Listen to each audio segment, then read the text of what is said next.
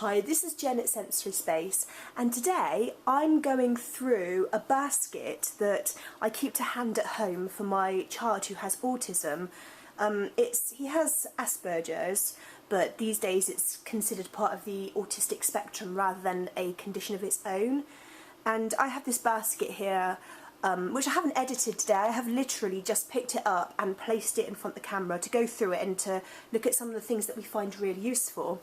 So I've already taken this out, but this would be the top one, and this is a weighted lap pad, and this is really good for as a preemptive thing really. So when your child starts to get stressed or they've got a transition coming up, it's a good idea to use it then before the sort of meltdown has reached.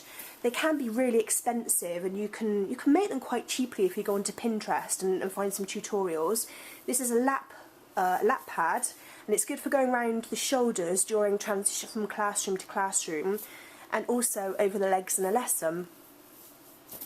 Next we've got the absolute staple. These are some old ones because he's now moved on to much larger ones. They're ear defenders. These are absolutely essential for children with sensory processing difficulties or autism.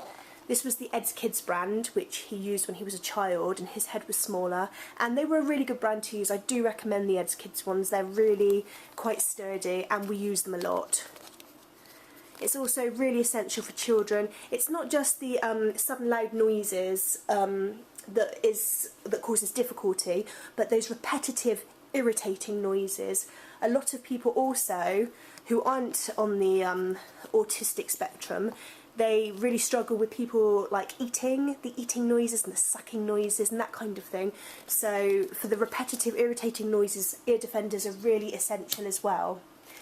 Next thing we've got are PECS cards. Because when children with autism get stressed or communication difficulties, it can be very difficult to verbalise how they're feeling. So this is, I believe you can download these free from the internet, which is what I did, and then laminated them. So don't know if you can see on here, but it's got a range of different emotions: angry, sad, scared, embarrassed, and the child can hold them up and explain to the grown-up with them what the problem is. Okay, next we've got Autism. This is a really useful thing. You can wash it and reuse it when it becomes dirty. This was given to us by the OT, the occupational therapist, and it's really good for using on tables to stop things moving around. So if a child is really struggling with his cereal and the coordination skills, trying to eat and not drop it over everything, and the bowl sliding around, and then they start getting stressed, Dyson's really good. You can just lie it down on the surface, you put what you're doing on top, and it stops it moving around. Okay, next in the basket we've got this. A lot of children with sensory processing difficulties, they love to suck things, they love to chew on things.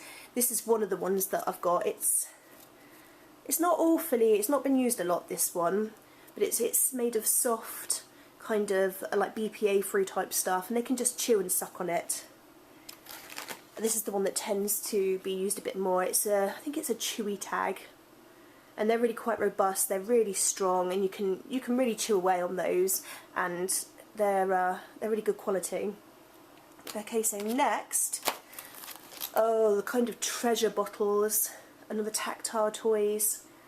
So this is something that comes out when he's feeling a bit stressed and he just needs to calm down. These are really good on the bus, because the bus is a really stressful event for us. Buses are quite stressful in Bristol anyway, but this is a really calming thing to look at, and these are really not expensive at all. Okay, next, another fidget here. We've got a Tangle, amazing things, and they're really good for going in the pocket as well. The only word of caution would be if you take them to theatre, they do tend to click-clack around, which won't make you popular. Okay, next, what else have we got? There's a whole collection of PECS type cards and emotion cards. Got lots of those things. More Tangles. A book.